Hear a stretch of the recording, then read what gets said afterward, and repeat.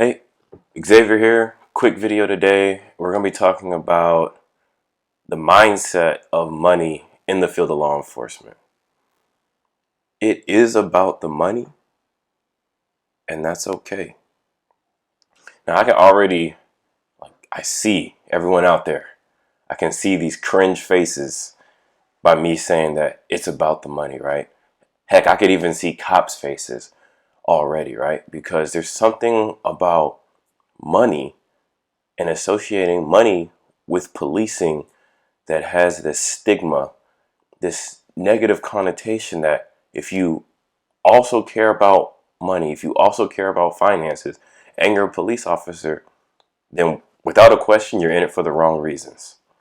And I'm here to just address that and let everyone know out there that's thinking about becoming a cop, that's already a cop, like, it's okay.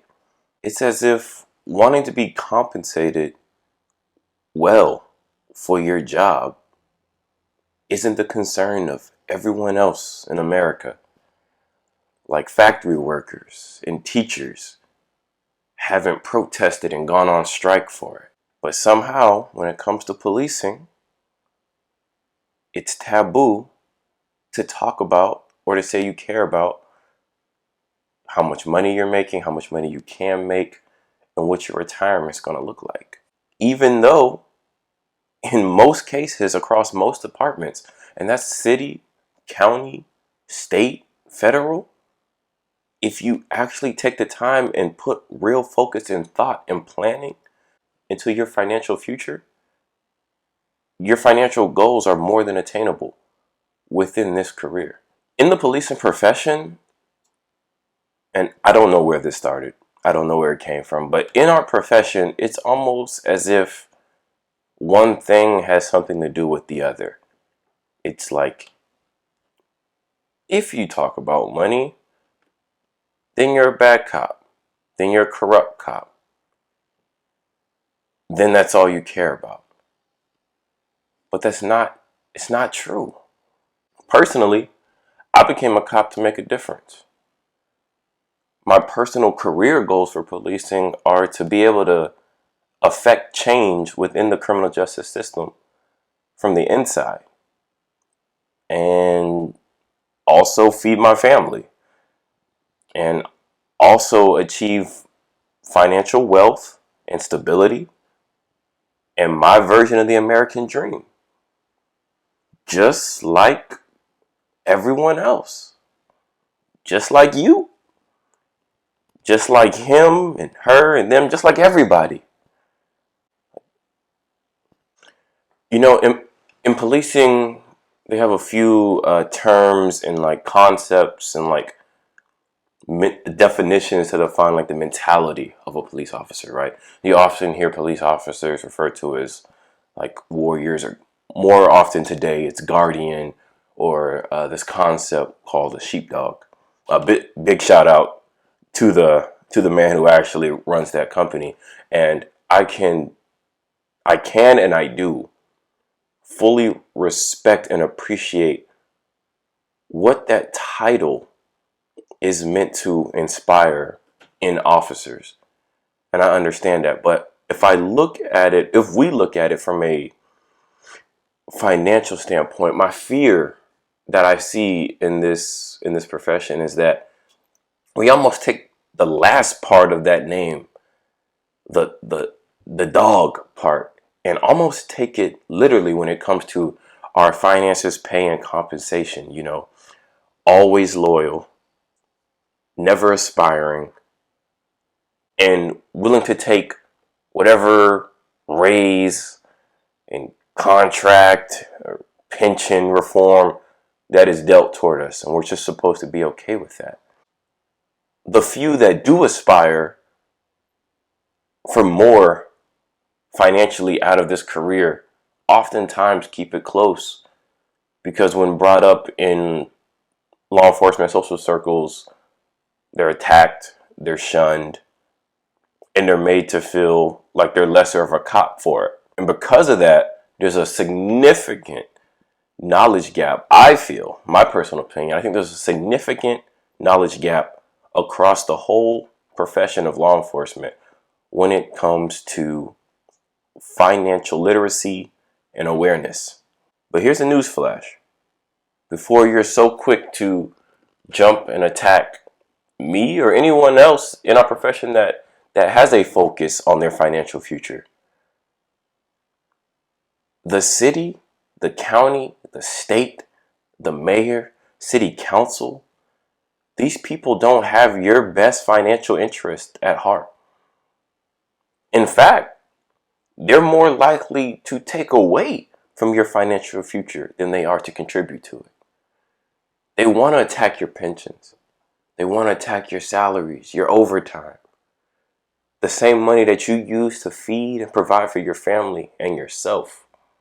And that's sad, because honestly, when I have conversations with my buddies that are cops, the majority of them don't have any financial aspirations other than making it to retirement so that they can get a pension that probably won't be there when they retire. And if it is there, it's probably not going to look the way it looked when they first joined the department in the first place. Look, I get it. All right. Policing is a lot of different things to a lot of different people. To some, it's a calling.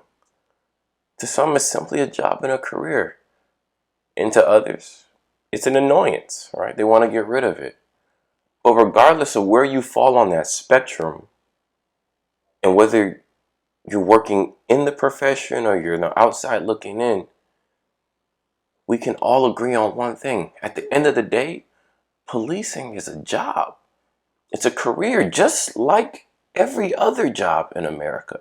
It shows up on the BLS just like every other career. And for that job, just like all the others, if you are working as an officer,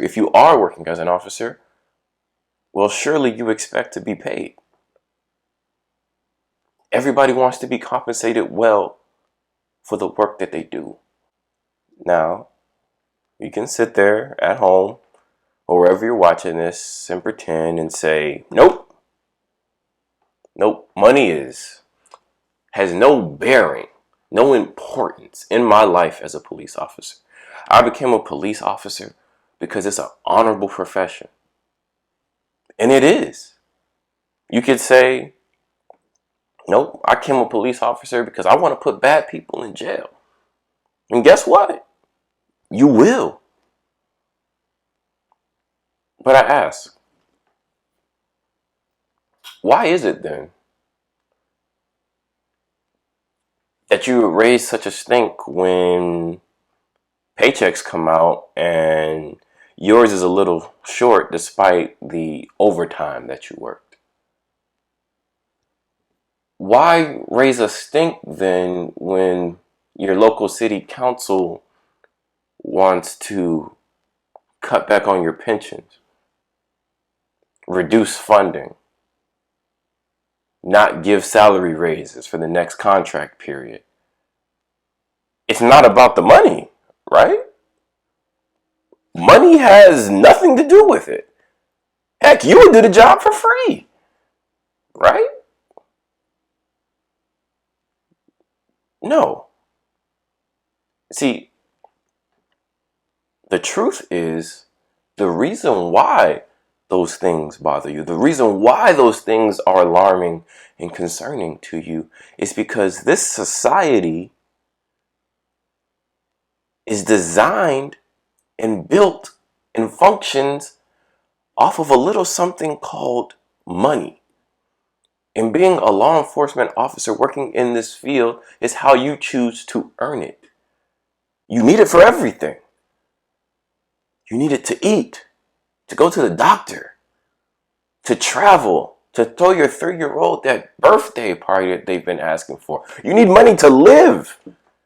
In this world, the way society is set up, you need money to live. So instead of being a sheep,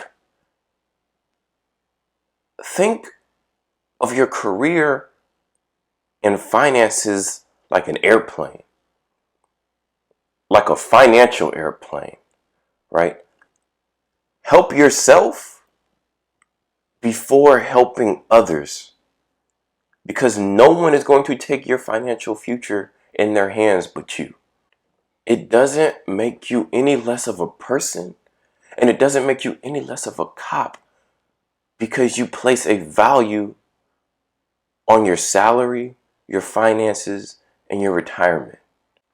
I'm not saying that money and salaries and retirement are the most important aspects of policing. I don't even think that it should be a driving factor. All I'm here trying to get across today is addressing the stigma that's within our profession. I want it to be okay for people that are cops, that work in law enforcement in and around, to talk about finances, to talk about money, to have dreams and aspirations of making this much, having this house on the lake, having this, getting what you want out of life through your career. It doesn't make you any less of a cop. You don't have to suppress a desire for financial freedom just because you chose to work in law enforcement. No one else is going to feed your family. No one else is going to pay to put your kids through college. It is about the money. And it is okay. Hey, hopefully that came across right. And hopefully you guys know that honestly my intentions are coming from a good place. Everything I say on this channel, everything that we're going to be talking about as I put out more content is coming from a good place. Because I honestly feel that everyone should be entitled to their version of the American dream, no matter what profession they work in. All right, I know we're under a lot of stress in our profession right now. And really, now more than ever, officers of all levels and all ranks should really be starting to take their financial futures into their own hands. Because it's not promised. Our futures aren't promised. Our pensions aren't promised. Nothing is promised. So, hopefully you guys like this video. Please like, subscribe, and stay tuned. Hit the notification bell for the next one. We'll be talking about MOUs. If you don't know what an MOU is, then you probably want to tune in to find out. Thanks. Stay blessed.